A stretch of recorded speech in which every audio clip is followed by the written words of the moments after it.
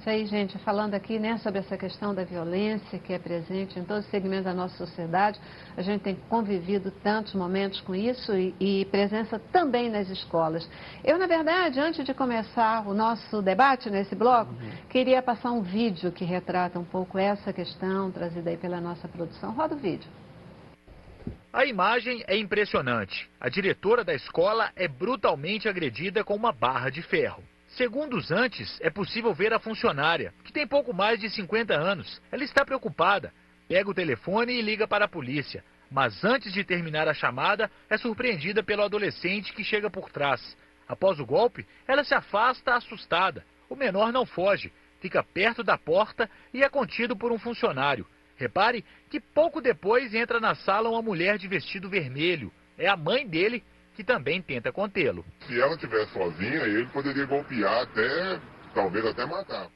A mãe do menino aparece de camiseta branca na sala da diretora. Ela quer saber onde está o filho que sumiu da escola no intervalo junto com outro menino de 8 anos. A mãe faz ameaças e tira uma faca da bolsa. Se o meu filho não aparecer hoje, eu juro que eu te mato! Eu juro que eu te mato! A mãe ainda derruba alguns armários da sala. A polícia foi chamada e ela acabou presa por ameaça, desacato e danos ao patrimônio público. Os dois meninos se perderam num mato e só foram encontrados à noite. Eles passaram por um buraco na grade da escola, atrás de uma bola de futebol.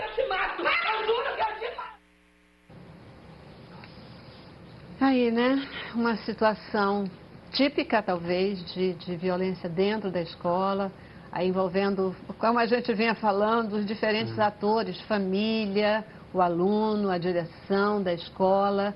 Será que polícia dentro das escolas poderia ajudar no combate a essa violência? Particularmente, eu entendo que não faz parte do papel da polícia na sociedade participar do processo educacional de maneira ativa.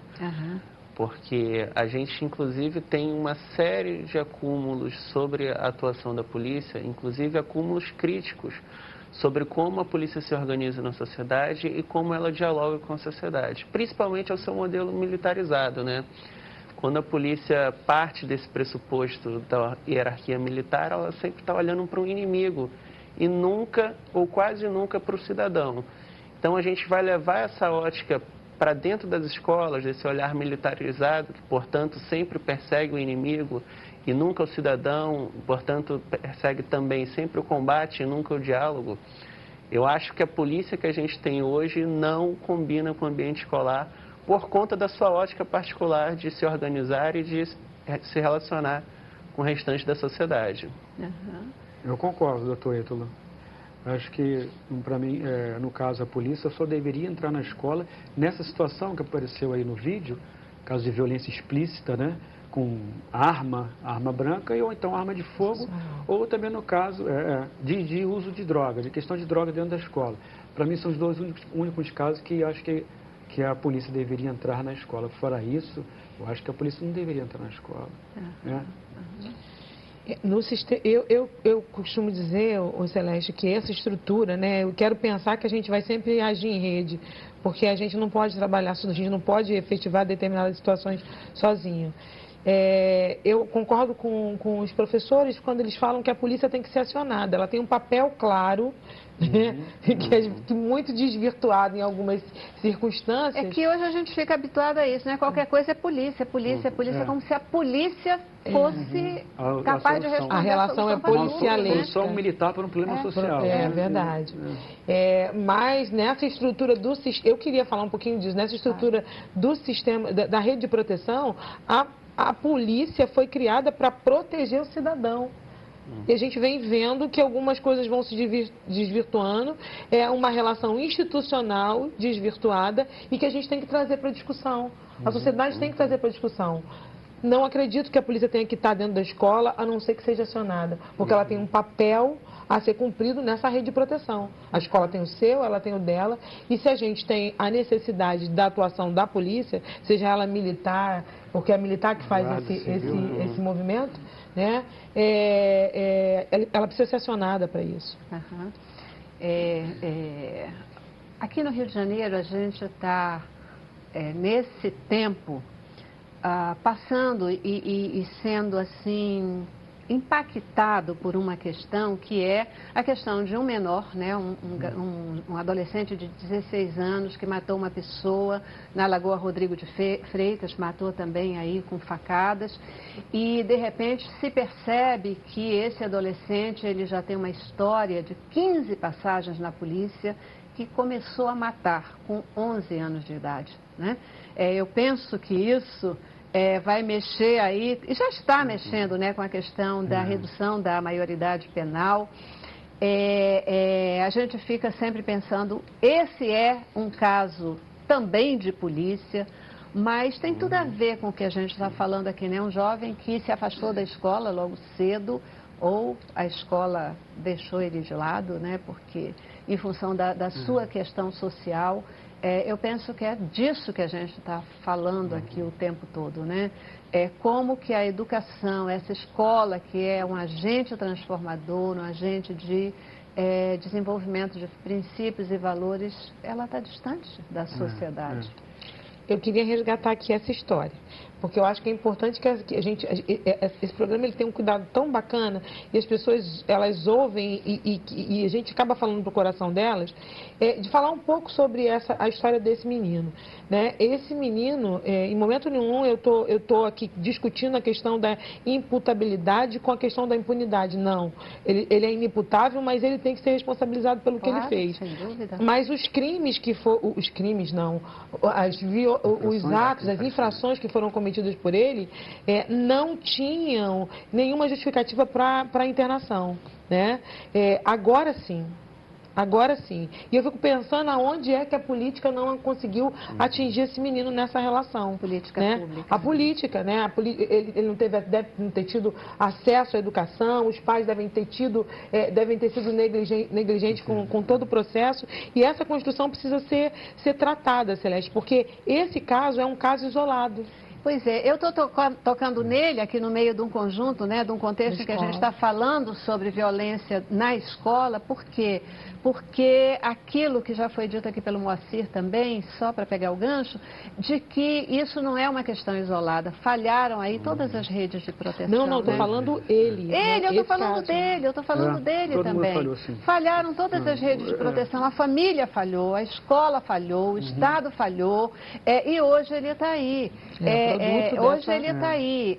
E ele precisa ser olhado como um caso específico, precisa ser responsabilizado, mas não significa que precise, que deva ser usado como uma bandeira para a redução da maioridade penal, por exemplo, porque não é o caso, né? Ele é muito emblemático por muitos motivos, seja pelo que a gente está habituado a discutir, que é o grau de violência empregado pelo adolescente no ato infracional, mas também por tudo que esse adolescente lhe foi negado no curso da sua vida, né?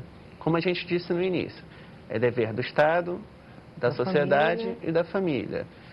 A família, por contextos particulares, provavelmente negou o afeto a ele. O Estado, por motivo de políticas públicas falhas, negou o direito à educação, direito à saúde, direito à moradia. Direitos fundamentais, né? A comunidade certamente não supriu nem a falha da família, nem a do Estado. Então, na verdade, esse adolescente é uma caricatura hoje do que a gente entende como a violência e o seu pano de fundo, né? Ele cometeu um ato violento e a responsabilidade dele vai ser discutida no processo. Isso é uma questão. Mas a história pretérita dele diz muito como nós temos nos colocados em relação aos adolescentes. A gente tem negado afeto na família, a gente tem negado políticas públicas que promovam de fato a cidadania e tudo que subentende inserido nela. E agora a gente quer utilizar ele como um lynch case para discutir uma maior responsabilização sobre aqueles pelos quais nós não nos responsabilizamos anteriormente. Por isso que a gente está aqui falando sobre violência da escola, para poder chamar a atenção para o papel da escola no resgate. E a gente sempre tem passa por essa questão aqui. Vocês viram, né, que ela falou assim, não, crime não, né, crime que ele cometeu não, os delitos, né, a importância da expressão que se usa, né? Quando a gente fala no combate à violência, Combate significa guerra, significa batalha, significa, nos remete a atos de força, né? Atos quase que de violência. De violência. Então, talvez a gente comece por aí. A gente não precisa a gente não tem que combater a violência. A gente tem que enfrentar esse problema de uma maneira consistente, com consciência do que precisa ser feito. A violência que está hoje acontecendo nas escolas, ela é decorrência. E a gente precisa poder trabalhar essas causas. Como combater ou como enfrentar a violência em escolas que estão dentro de comunidades que vivem diariamente com essa violência?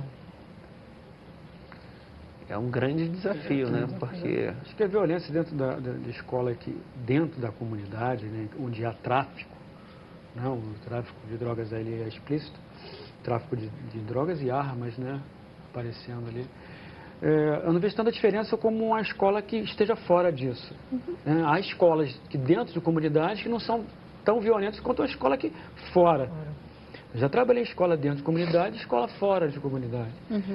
E a escola aqui dentro da comunidade era mais tranquila, né? Suportavelmente tranquila do que a escola fora. O problema é a escola como instituição que consiga passar valores de referências positivas. Né? Solidariedade, tolerância, humildade, né? Trabalho de equipe. Se a escola consegue isso, ela consegue criar um ambiente muito mais tolerável, né? Agora, se a escola não consegue isso, vai criar um problema, um ambiente litigioso, um ambiente de conflitos também. Quer dizer, além de trabalhar essas questões da afetividade, do acolhimento, né, dos valores éticos, etc., um currículo de ensino que talvez seja atrativo, trabalhado de uma forma que possa trazer significado mesmo para a vida, né, uma escola que prepare o aluno para a vida e não que efetivamente não tenha um significado, que não seja só uma passagem para você pegar um diploma no final da história, porque esse diploma faz diferença, né? Não seja um local para você ir só buscar merenda escolar, porque você não tem comida dentro de casa e precisa ter a merenda escolar na escola. É possível que essas escolas em localidades onde haja um tráfico de drogas intenso, elas não sejam nem menos nem mais violentas do que as outras. Elas têm uma dinâmica de violência decorrente também dessa influência externa que é muito próxima, né? Que a gente não pode partir do pressuposto que é uma situação de pobreza ou tráfico de drogas, que só isso são os elementos causadores da violência. Senão a gente não teria situações de violência em escolas nas quais não há tráfico de drogas, não há desigualdade no seu entorno e as pessoas têm acesso a políticas públicas. Então, eu diria que essas escolas não são nem mais nem menos violentas que as outras, mas respondem a uma dinâmica de violência decorrente desse diálogo intenso com o contexto que a cerca. E aí, talvez, a gente tenha uma situação no qual tenha que enfrentar as particularidades do contexto escolar para entender a violência naquela escola. Diferente de outros locais. Eu acho que esse é um parâmetro que é super interessante para se pensar um enfrentamento, né, dessa violência nos espaços com as suas especificidades. Como a escola vai lidar? Como que a escola, o caso dessa menina que foi estuprada aos 12 anos, né, 13 anos, foi estuprada por coleguinhas, 3 garotos. Quer dizer, a menina ficou no banheiro com aqueles meninos, numa sala, né, de aula, por torno de uma hora. Ninguém percebeu a ausência deles. Não é? Tudo aquilo aconteceu e ninguém percebeu nada. Não, esse movimento estranho, a ausência deles, falta de estrutura da escola. Se tivesse um inspetor, tivesse ali, cadê um aluno? Os 3 alunos, 4 alunos saíram? Onde estão eles?